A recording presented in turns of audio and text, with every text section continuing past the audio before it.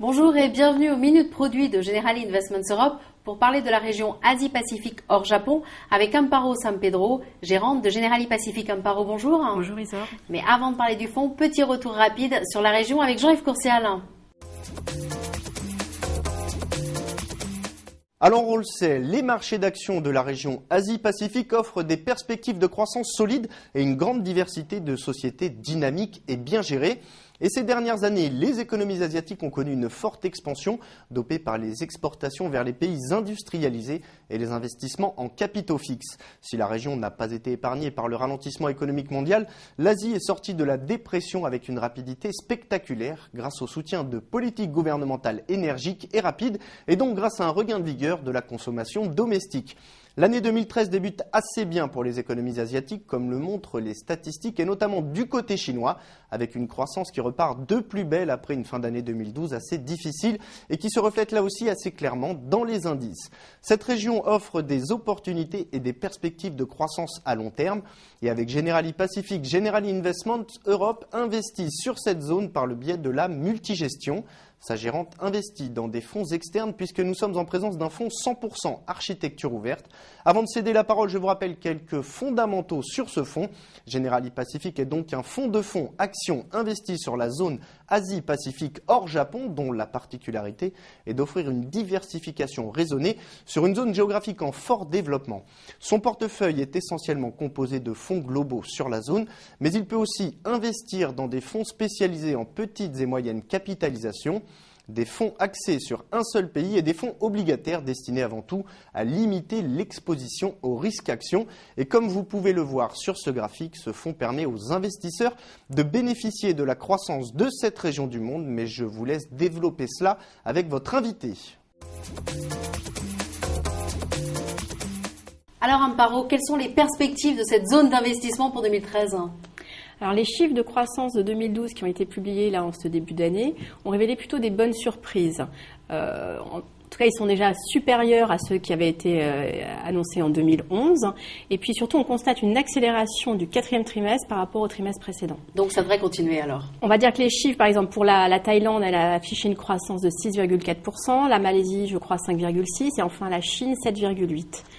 Pour 2013, on va peut-être observer un petit ralentissement donc de cette croissance du fait de moins de hausse de salaire parce que ça a été très fort ces dernières années et également de stimulus et d'aides du gouvernement qui ont été très importantes après la crise et qui là devraient, on va dire, être moindres. Peut-être un ralentissement dans la consommation. Mais très léger. On parle quand même de chiffres qui sont supérieurs à 5% en termes de croissance. Alors jusqu'à présent, il y avait une croissance assez solide et pourtant ça ne se reflétait pas dans les indices. Comment vous l'expliquez ?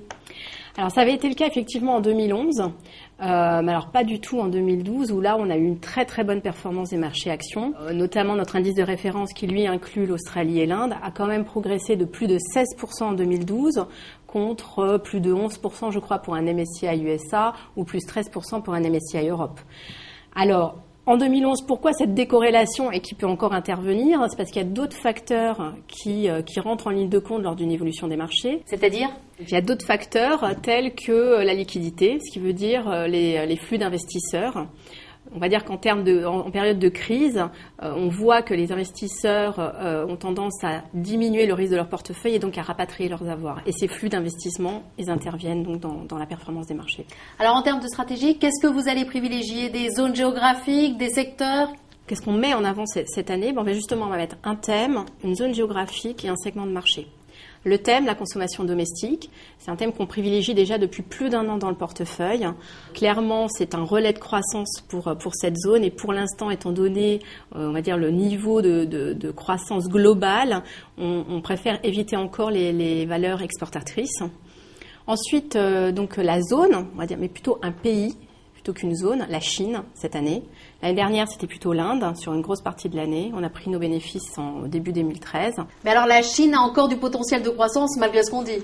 Maintenant, la mise en place du nouvel gouvernement, ça y est, elle est terminée. Ils vont pouvoir commencer à annoncer les mesures qu'ils veulent mettre en place. Ces mesures, elles vont favoriser certains secteurs.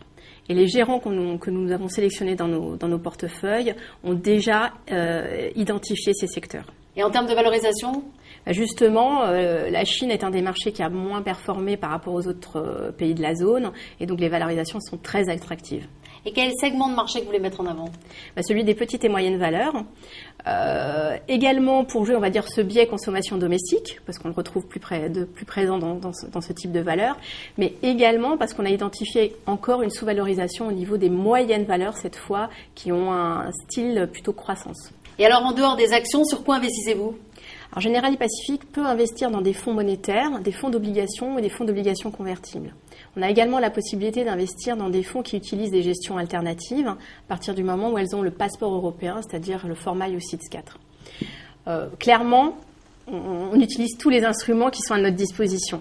Mais aujourd'hui, concrètement, dans le portefeuille, on a un fonds monétaire libellé en devise locale, donc renminbi, et un fonds d'obligations convertibles. Ces deux fonds, à eux deux, font un petit peu moins de 5% du portefeuille. Alors vous me dites qu'aujourd'hui c'est une poche de 5%, c'est beaucoup, c'est faible ? C'est faible, on a pu monter jusqu'à 15% du portefeuille. Generali Pacific, il est géré avec une approche risque-rendement où on essaye de limiter la volatilité du produit. Aujourd'hui, on est plutôt positif sur la partie action, c'est pour ça qu'on n'a que 5% de produits autres. Amparo, merci. Merci Isor. Voilà, merci de nous avoir suivis et à très vite pour notre prochain numéro des Minutes Produits de Generali Investments Europe. À très bientôt.